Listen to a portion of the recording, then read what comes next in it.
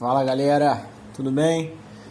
Então, estamos aí de novo com mais uma aula. Vamos dar continuidade ao conteúdo ministrado. Semana passada a gente falou sobre organelas citoplasmáticas e agora a gente vai continuar falando da célula. A gente vai falar de núcleo e síntese proteica. Então vamos lá. Então a célula, vocês já sabem, ela possui membrana plasmática, citoplasma e núcleo. Dentro do núcleo nós teremos um material genético, né? Que é composto de DNA e cromatina. Cromatina são cromossomos condensados. A gente vai falar melhor disso na parte de genética. Espero eu já em sala de aula, né? Ao vivo. Né? E temos também o DNA, que fica bem aqui nesse núcleo. Esse núcleo ele é separado do citoplasma da célula através da carioteca, que é uma membrana nuclear.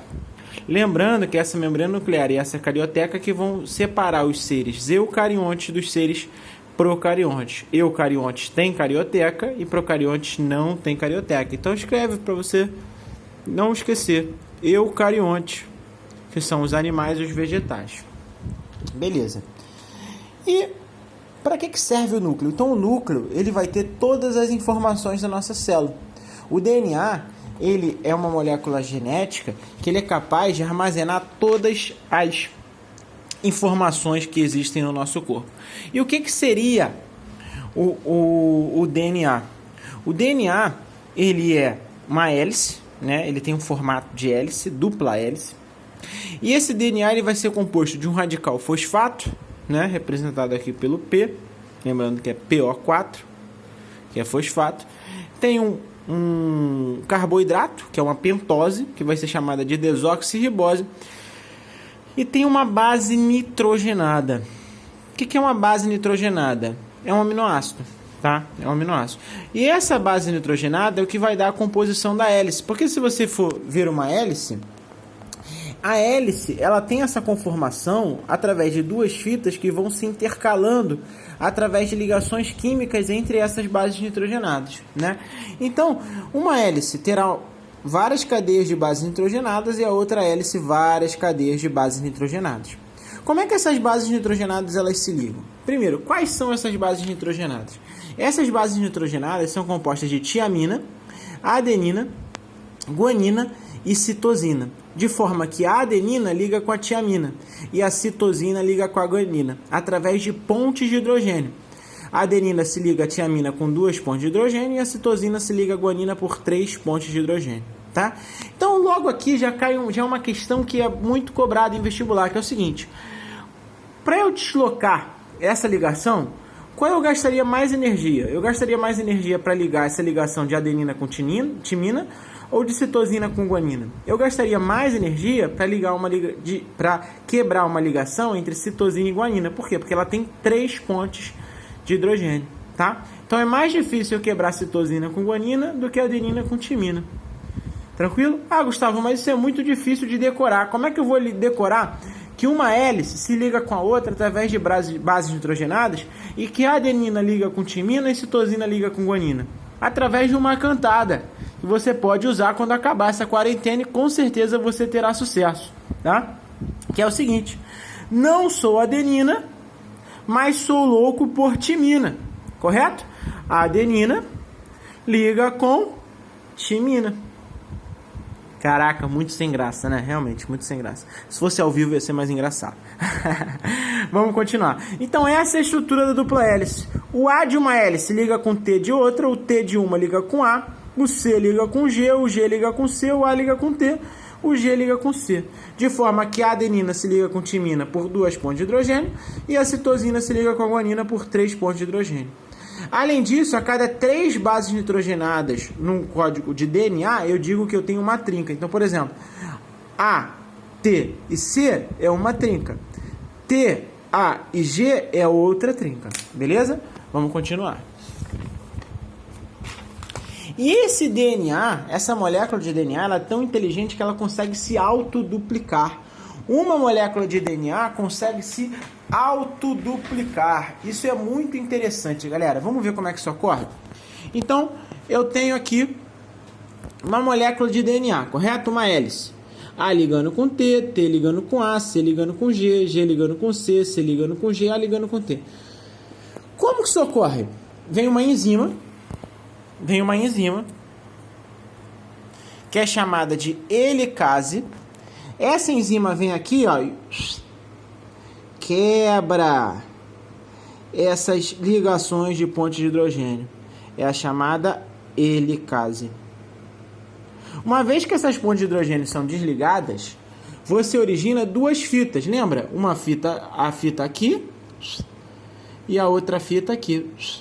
E eu gero numa fita ATC, GCA e TAG, CGA. Ó, ATC, CG, CG, T, desculpa, aqui seria T,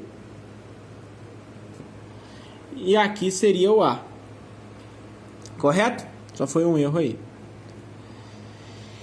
E aí, eu tenho duas fitas. Aí você vai estar observando, Gustavo, por que tem esses números aí em cima? Porque isso aqui, galera, é o sentido da síntese proteica que a gente vai falar daqui a pouco, né? Uma fita de DNA é complementar a outra, de forma que o sentido é 5 linhas, 3 linhas. Se desse lado é 5 linhas, do outro é 3 linhas. Se desse é 3 linhas, do outro é 5 linhas, tá? E aí, o que acontece? Formei duas fitas. Só que isso aqui é um DNA? Não, porque o DNA, ele é o quê? Ele é uma dupla hélice, ele tem duas fitas, tá? Então, eu preciso complementar essa fita aqui. Então, vem uma enzima e vai completar essa fita aqui agora, beleza? Gera duas fitas. Nessa fita aqui, se eu tenho T, aqui eu vou ter A. Se aqui eu tenho A, aqui eu vou ter T. Se aqui eu tenho G, aqui eu vou ter C. Se aqui eu tenho C, aqui eu vou ter G. G com C, A com T.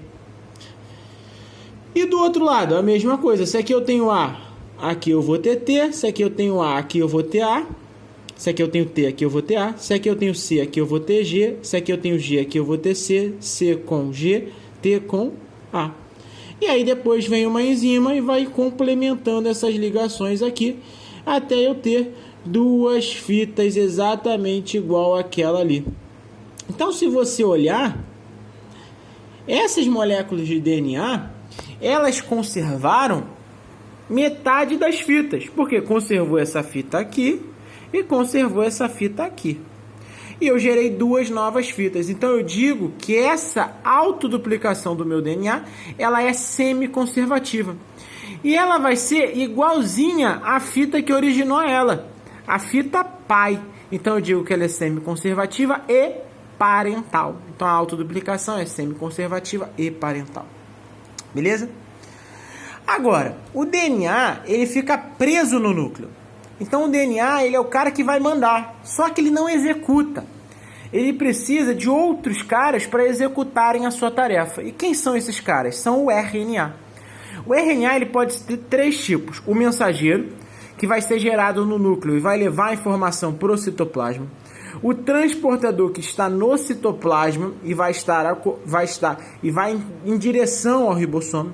E o RNA ribossomal, que estará nos ribossomos. Lembrando que os ribossomos sintetizam proteínas para a célula.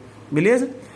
E o RNA, ele é diferente do DNA. Ele é fita única. Então aqui eu já tenho uma diferença para o DNA.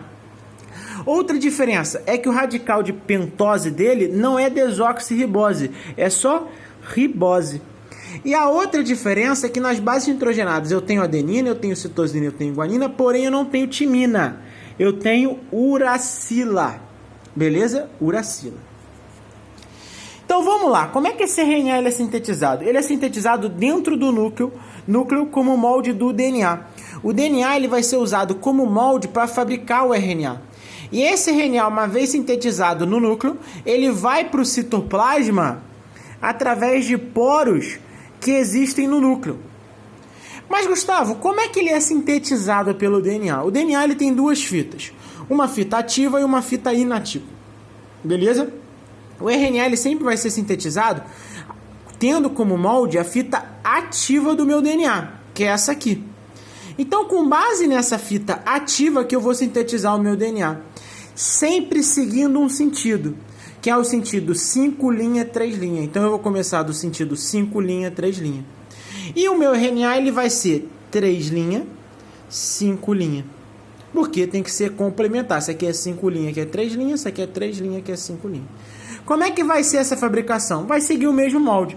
Se na fita ativa eu tenho adenina, qual é a base que liga com a adenina? Timina. Só que no RNA eu não tenho timina, eu tenho uracila. Se no DNA eu tenho timina, timina liga com adenina. Se eu tenho citosina no DNA, eu vou ter guanina no meu RNA. Se eu tenho guanina no DNA, eu vou ter citosina no RNA. Se eu tenho citosina aqui, eu vou ter guanina. Se eu tenho adenina, eu vou ter uracila. Por que não timina? Porque timina é do DNA. E a cada 3 bases nitrogenadas no meu RNA, eu digo que eu tenho um códon. Correto? Esse aqui é o RNA mensageiro, porque ele foi sintetizado no núcleo. Só que esse RNA mensageiro, ele também não vai executar muita função. Ele depende do RNA transportador. E olha que interessante, quando ele sai do núcleo, ele sofre um processo que é chamado de splicing alternativo. Splicing em inglês significa corte. Então eu tenho um corte alternativo, que é o seguinte: o RNA, ele é sintetizado com base no DNA. E todas as células do nosso corpo possuem o mesmo DNA. Só que existem células que desempenham funções diferentes. Por que cada célula vai desempenhar uma função diferente da outra? Pelo seguinte: por mais que o DNA seja o mesmo, o DNA ele vai ter partes ativas e partes inativas dentro dele. E quando é fabricado o RNA mensageiro, essas partes inativas e ativas vão junto com ele. Só que quando elas saem do núcleo, as partes inativas são cortadas. E essas partes inativas são diferentes em cada tipo celular. A parte inativa do meu fígado é uma, do meu coração é outra, por isso que cada célula vai desempenhar uma função específica. Então, antes de sair do núcleo, os códons que não contêm informação são retirados, são chamados de introns. Então, os introns, eles são retirados. Só ficam os exons. Vamos ver o seguinte? Vamos dizer que nessa minha cadeia de AC, C, CGA, GGG e CCC, esse último códon aqui, ele não fabrica informação, ele é um intron. Quando ele sai do núcleo, esse códon, que é um intron, ele é eliminado. E aí o meu RNA mensageiro só fica com os exons, que são as partes ativas. São as partes que contêm informação. Beleza? Show de bola. E aí, só que esse RNA mensageiro, ele só tem informação, ele depende de um cara que vai lá no ribossomo para a proteína ser sintetizada, porque toda informação ela tem que virar proteína. A proteína dentro da célula é significado de informação. Então esse meu RNA mensageiro aqui, um outro tipo de RNA mensageiro, ele vai fazer com que ocorra a síntese do RNA transportador. Esse RNA transportador, ele é fabricado através do RNA mensageiro, através de um processo que se chama de tradução. Como é que isso ocorre, galera? Veja só, olha que interessante. Todo RNA mensageiro, ele vai ter um códon de iniciação e um códon de parada, tá? Para quê? Para sinalizar onde começa a leitura e onde termina a leitura, tá? E o RNA transportador é a mesma coisa. Então esse RNA transportador ele é formado através do RNA mensageiro. Ele também tem fita única, ele também não tem timina, tem uracila e tem ribose na sua estrutura. Então vamos lá. Se ele é fabricado através do RNA mensageiro, se eu tenho 3 adenina aqui embaixo eu vou ter o quê? 3 uracila. Se aqui eu tenho GCA, no RNA transportador eu vou ter C, G, U. Se aqui eu tenho 3 citosina, aqui eu vou ter G, G e G. Se aqui eu tenho ACC, aqui eu vou ter U, G, G. Se aqui eu tenho 3 U's, aqui eu vou ter A e A. E aí o que acontece? Esse RNA transportador ele vai para o ribossomo. E no ribossomo ele vai começar a ser lido. Cada 3 bases nitrogenadas dessa, eu digo que eu tenho um anticódon. Um anticódon são 3 bases nitrogenadas. Lembrando que cada 3 bases nitrogenadas no DNA eu chamava de trinca, cada 3 bases no RNA mensageiro eu chamava de códon, e cada 3 bases no RNA transportador eu vou chamar de anticódon. E cada 3 bases dessa vai sintetizar um aminoácido. Agora preste atenção, essa iniciação que começa a leitura, ele pode fabricar ou não aminoácido. Como é que você vai saber? A questão vai te falar, tá? Então a questão vai te falar se esse códon de iniciação fabrica ou não aminoácido. E aí, a partir daqui, cada anticódon desse vai fabricar aminoácido até chegar ao de parada. O de parada, ele não fabrica aminoácido. Agora, se a questão não deixar explícito isso, você vai levar em consideração que ele fabrica, tá? Então, nesse anticódon aqui, eu poderia ter 4 aminoácidos. Por quê? Porque cada anticódon desse fabrica um aminoácido. Então, se você contar 1, 2, 3, 4, 5, 5 aminoácidos. Agora, se eu falar que é a iniciação e a parada e eles não fabricam, eu vou ter quantos? 3 aminoácidos. Então, atenção a isso nas questões, tá? Ah, Gustavo, mas como é que eu vou saber qual aminoácido cada um vai fabricar? Eles vão te dar uma tabela. Olha um exercício aqui da apostila. Tem uma tabelinha aqui, tá vendo? Tá meio... não tá tão nítido, mas, ó, se você aproximar aqui na sua apostila, vamos pegar o UU, que é o primeiro aí, o códon de iniciação. O UU, ele fabrica fenilalanina, beleza? É só você olhar os códons, que seria RNA mensageiro, e qual aminoácido ele fabrica. Muito simples, tá? E para finalizar, galera, para a gente terminar, vamos falar de mutações. Como assim mutações?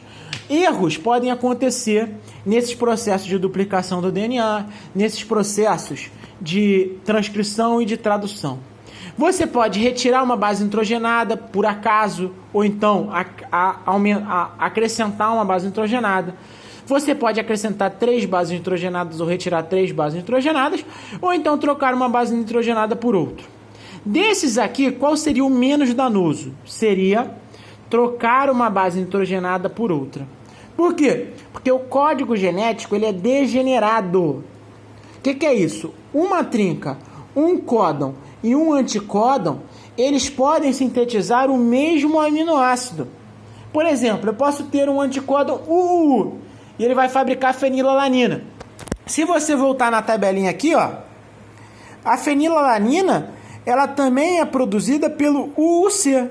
Então, se eu trocar o último U por um C, que é uma citosina, eu vou gerar dano? Vou, mas não um dano tão grande. Por quê? Porque vai ser gerada a fenilalanina.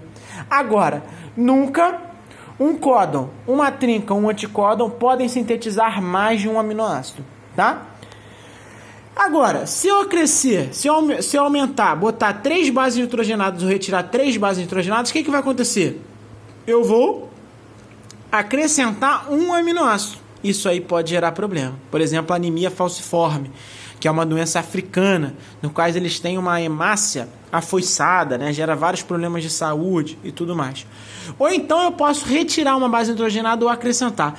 Se isso acontecer, meu amigo, você altera o DNA inteiro, a proteína inteira. Então essa aqui é a mais danosa. Essa aqui, de acrescentar um aminoácido, ela vai ser mais ou menos danosa, tá? Então, galera, a gente termina aqui, tá? Atenção, porque esse tema é muito cobrado em prova e muito importante, tá? Depois mandem as dúvidas aí e façam os exercícios. Um abraço.